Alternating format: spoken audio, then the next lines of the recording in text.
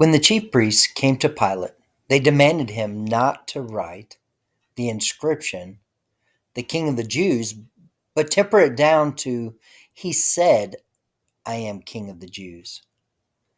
The great Roman governor made the statement, what I have written, I have written. What a great stand by a great authoritarian. But was this truly the case? Was Pilate a great leader?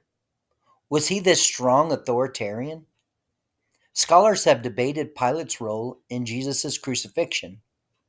Pilate was usually, or has usually been understood as a weak figure whom the Jerusalem leaders bully into crucifying Jesus.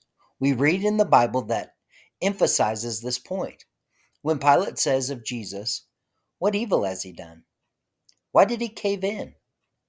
We don't know much about Pilate, but thanks to two first century Jewish writers, Philo of Alexandria and Josephus of Rome, we have some insight.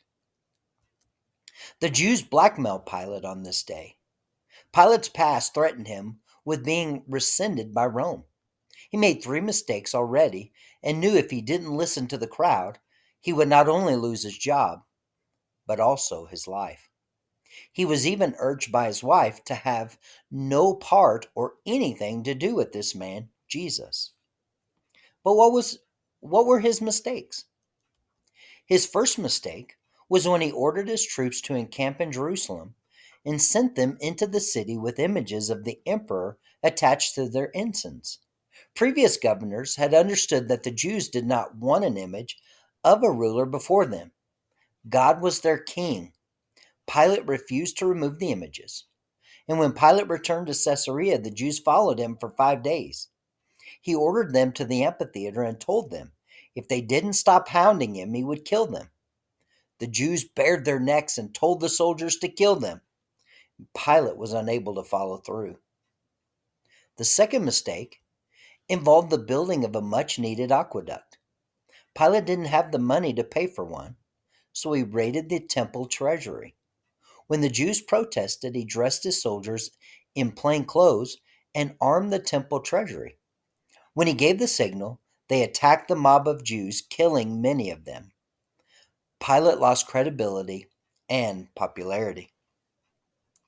The last mistake was a case of Pilate not learning his lesson the first time. He put up shields in the palace with Tiberius's name on them and face. The shields were devoted to honoring Tiberius. The emperor was regarded as a god.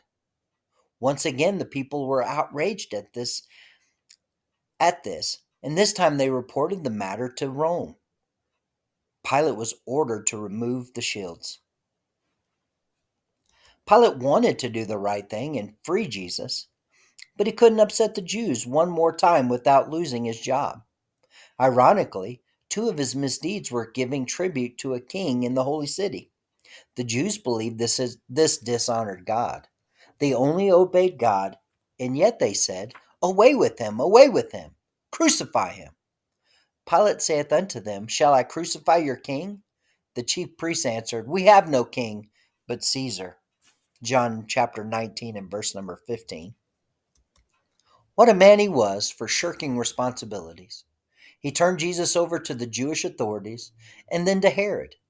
When Christ was returned to him, he proposed to inflict a minor penalty.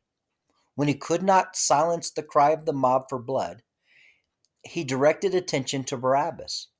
And when the die was cast, he engaged in a hypocritical ceremony when he washed his hands of innocent blood. The Samaritans reported Pilate to Vitellius, legate of Syria, after he attacked them on Mount Gerizim in 36 AD. He was then ordered back to Rome to stand trial for cruelty and oppression, particularly on the charge that he had executed men without proper trial. According to Eusebius of Caesarea's ecclesiastical history, Pilate killed himself on orders from Emperor Caligula.